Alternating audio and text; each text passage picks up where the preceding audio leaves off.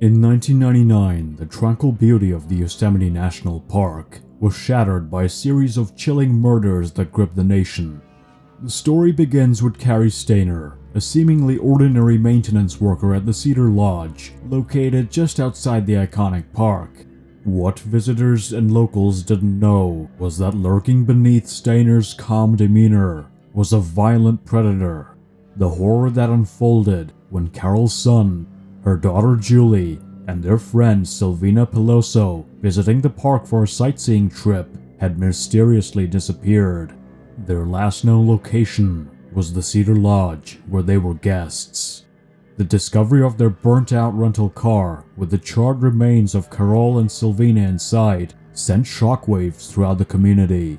Julie's body was found much later, in a different location, adding to the brutality of the crime. But Stainer didn't stop there. His compulsion drove him to kill again, this time targeting Joey Armstrong, a naturalist who lived and worked within the park. Her murder was particularly brazen, occurring near her home in Yosemite, where she was seen by witnesses just hours before her disappearance. The investigation into these heinous crimes was intense and widespread, drawing in numerous law enforcement agencies. It was a clue from one of Stainer's own attempts at misdirection that eventually led to his downfall. He attempted to plant false evidence, but his actions only drew more attention to himself. When finally apprehended, Stainer's confession was as shocking as the crimes themselves. He detailed his actions with a chilling detachment, revealing a deep-seated malice towards his victims. The nation struggled to comprehend how such a familiar figure, a maintenance worker at a popular lodge, could be capable of such brutality. The trial of Stainer was also a media spectacle, drawing attention to not just the gruesome details of his crimes, but also to the broader issues of safety in tourist destinations known for their natural beauty and seclusion. The fear that someone could strike so violently and suddenly in such serene surroundings left a lasting scar on the Yosemite community.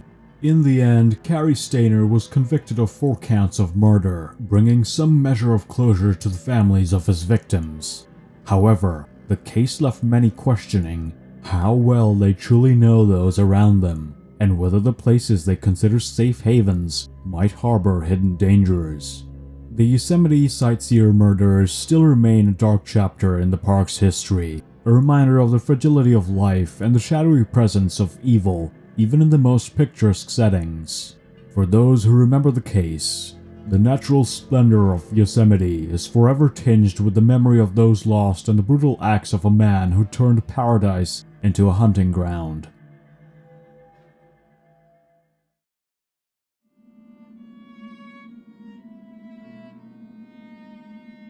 In the winter of 1989, a chilling crime unfolded in Tokyo, Japan, casting a long shadow over the country.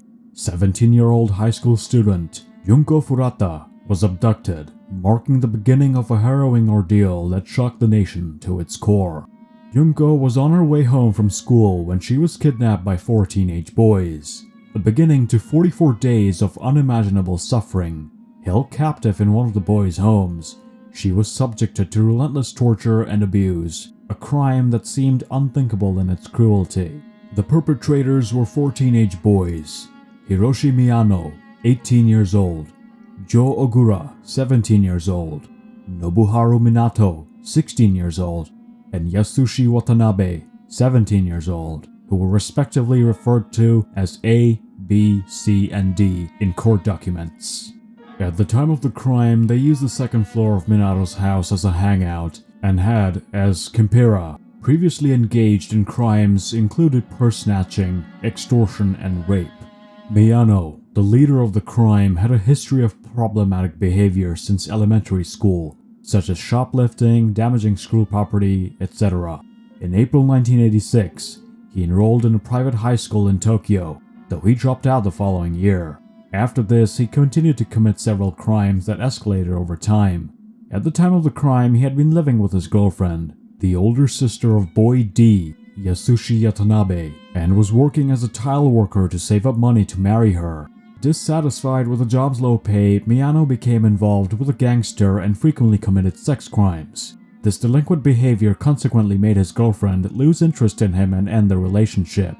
The tragedy of Junko's story is not just in the brutal acts she endured, but in the silence that surrounded them. Despite the presence of others in the house, including family members of the perpetrators, her pleas for help went unanswered, a stark reminder of the capacity for indifference in the face of evil. The ordeal came to an end in January 1990, but it was only the beginning of a long quest for justice. The discovery of Junko's remains, concealed in a concrete drum, led to the arrest of the perpetrators. Their trial brought to light not just the details of their crime, but the failure of a system that allowed such acts to go unchecked. The sentencing of the boys sparked nationwide outrage and debate. Many felt that the punishment did not fit the severity of the crime, leading to discussions about juvenile justice and the protection of victims' rights in Japan. Junko Furuta's murder remains one of the most disturbing tales in human cruelty, but it also serves as a catalyst for change. Her story prompted a reevaluation of legal and societal approaches to dealing with juvenile crime and the safeguarding of victims' dignity.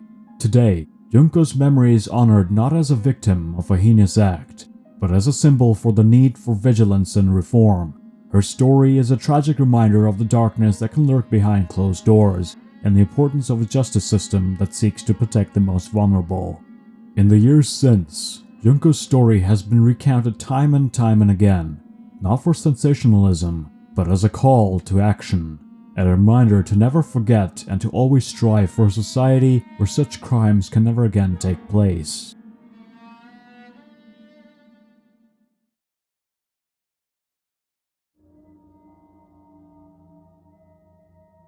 In the quiet residential neighborhood of Setagaya in Tokyo, the night of December 30th, 2000 unfolded a tragedy that would haunt Japan for decades. The Miyazawa family, residing at the edge of now an infamous park, became the victims of one of the country's most disturbing and puzzling unsolved murders. Mikio Miyazawa, his wife Yasuko, and their two children, Nina and Rei, were a typical family, enjoying the end-of-year holidays, but their peace was shattered in the most brutal manner. The family was found murdered in their home, a place where they should have been the safest. The killer, with a cold precision, had taken the lives of each family member, leaving behind a scene that investigators and the nation would struggle to comprehend. What set this case apart was not just the cruelty and brutality of the murders, but the audacity of the killer. Evidence suggested that the murderer stayed in the Miyazawa home for several hours after the killings, using the family computer, consuming food from their fridge, and even taking a nap. This chilling detail added a layer of psychological horror to the already gruesome act, painting a picture of a killer devoid of remorse or fear. The investigation that followed was exhaustive. Police collected over 1,000 pieces of evidence, including the killer's DNA, fingerprints, and even traces of their movements within the house. Despite this wealth of clues, the killer's identity remained a mystery.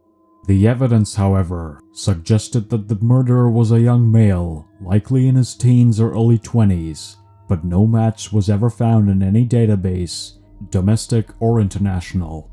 As the years passed, the Setagaya family murder turned from a high-profile case to a dark legend. The police continued to work on the case, revisiting evidence with new technology and appealing to the public for any information. But the killer's trail remained cold, as if he had just vanished into the night. The impact of the Setagaya family murder on Japanese society was profound. It challenged perceptions of safety in one of the world's safest countries and left a lingering question. How could a killer commit such a heinous act and disappear without a trace? It also sparked discussions about the effectiveness of police investigations and the mysteries that can hide in plain sight in any community.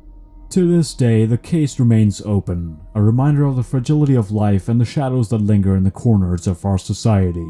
The Miyazawa's family memory was preserved not just in the hearts of their loved ones, but in the collective memory of a nation that still hopes for justice. The Setagaya family murder is a chilling testament to the mysteries that can unfold in the quietest corners of our world, leaving behind many questions that may never be answered.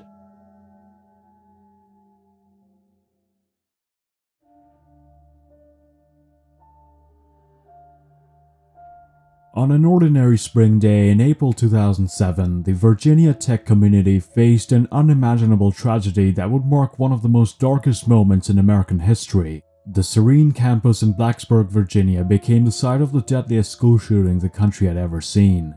The day started like any other, with students heading to classes and the usual campus hustle. But it took a horrific turn when a lone gunman, Sung Hui Cho, a senior at Virginia Tech, embarked on a rampage that would leave 32 people dead and many more injured before he turned the weapon on himself. Cho's attack was methodical and chilling, beginning in a dormitory where the lives of 2 people were claimed, then continuing at the Norris Hall Engineering Building.